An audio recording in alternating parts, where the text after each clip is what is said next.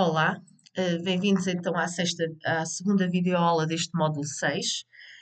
E neste módulo 6 vamos exemplificar a aplicação prática da criação vamos criar funções, mesmo no Code Blocks, e vamos relembrar um bocadinho o último conteúdo da última videoaula e falarmos então outra vez sobre os tipos de retorno de funções em C++.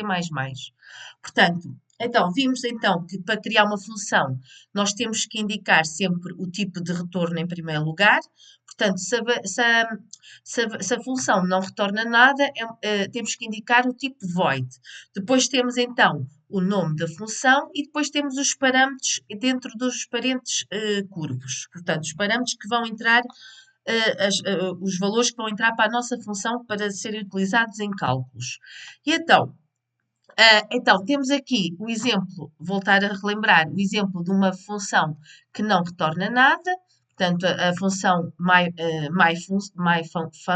funcão, portanto, não podemos usar cedilhas, que é uma função do tipo void, ou seja, uma função que não devolve valores, portanto, e que recebe dois argumentos, o nome e a idade. Depois temos então funções que retornam valores, portanto, quando a função retorna valores, portanto, temos aqui a função soma que retorna um float, quando a função retorna um valor, portanto, temos que ter um return de forma obrigatória, o return de uma variável do tipo do valor que a gente definiu como variável de retorno da função. Portanto, e agora temos aqui então o exemplo de uma função que devolve valor, que já tínhamos visto na aula anterior, a função soma que devolve um tipo inteiro, e depois temos aqui o exemplo da chamada da nossa função. E então agora vamos passar para o nosso Code Blocks, vamos criar então um novo projeto,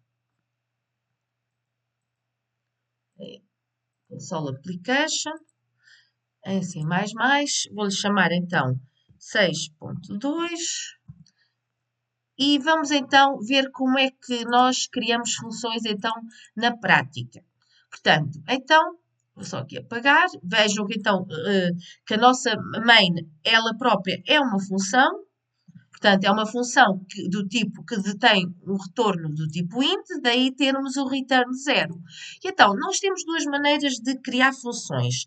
Ou criamos, a mais correta será criarmos a função depois da main. Portanto, nós, depois da nossa função main terminar, declaramos então uma função, por exemplo, eu vou declarar uma função do tipo void, portanto, não, sem retorno, vou-lhe chamar texto, também não vai ter argumentos de entrada e apenas vai imprimir na consola o texto a dizer programação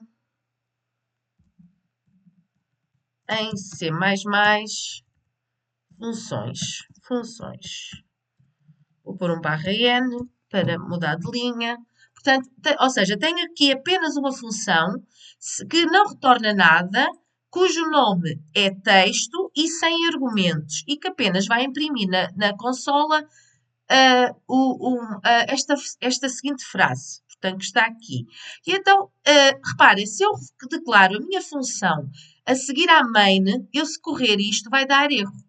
Portanto, porquê? Porque a minha main, portanto, reparem, espera aí, desculpem lá, não deu erro porque eu ainda não chamei a minha função.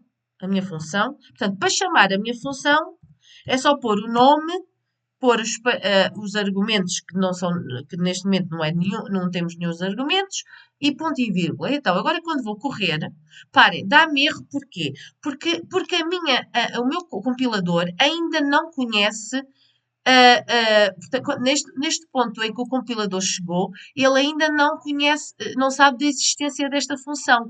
Então, o que é que eu tenho que fazer quando eu declaro a minha função a seguir à main? Tenho que, antes da main, tenho que indicar que vou ter esta função. Portanto, vou fazer a declaração desta função antes da main.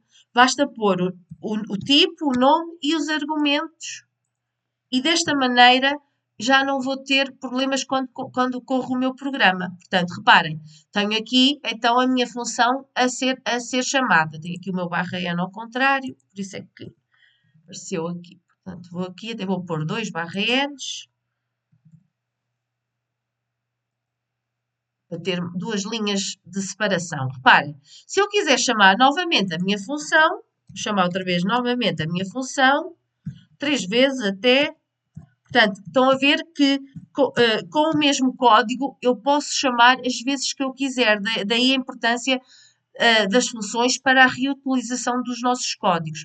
Outra maneira que é muito utilizada é a declaração da variável não a seguir, da nossa função, não a seguir à main, mas sim antes da main. Se a gente declarar a nossa função antes da main, já não, portanto, já não há o problema, como a função é declarada antes da main, eu quando corro, o meu compilador já conhece e não dá erro nenhum. Portanto, é outra maneira de declarar funções. Portanto, se fazemos depois da main, temos que fazer a declaração indicar ao compilador que existe aquela função antes da main, senão dá erro. Se não, fazemos mesmo a nossa função completa antes da main e já não temos esse problema. Então, imaginem que agora quero criar uma função que em vez de, que neste momento já vai ter, então, vai ser uma função que vai ter um retorno do tipo inteiro. Portanto, vou declarar o nome, vou chamar uma função soma, e essa função vai ter então a entrada de dois argumentos. Portanto, vai ter o argumento número 1 e o argumento do tipo inteiro número 2. Para, estas variáveis estes argumentos vão funcionar como variáveis locais que vão apenas ser utilizadas dentro desta função do tipo desta função soma. E então, agora vou declarar uma variável resultado que vai ser então a soma de n1 mais n2. E então, como eu tenho aqui um retorno de um inteiro, tenho que pôr o return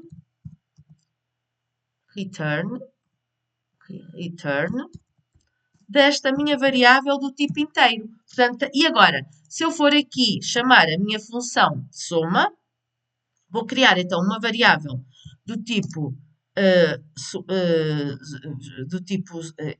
resultado, pode ser resultado, que vai ser então ao valor que vai ser somado dentro da minha função, por exemplo, do 8 e do 9. E a seguir posso imprimir. Portanto, reparem, como eu tenho aqui o retorno de um inteiro, então eu tenho que ter uma variável do tipo inteiro que vá receber o que vem da minha função. Portanto, eu agora posso agora imprimir o resultado.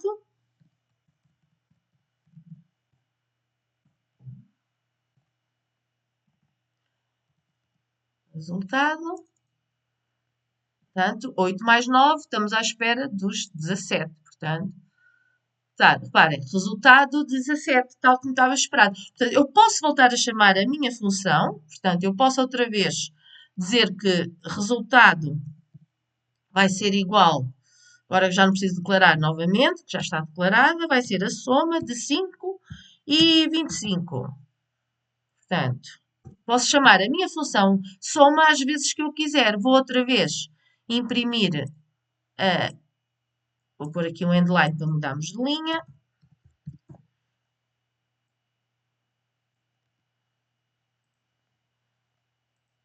Posso outra vez imprimir o resultado que vem da segunda chamada da minha função.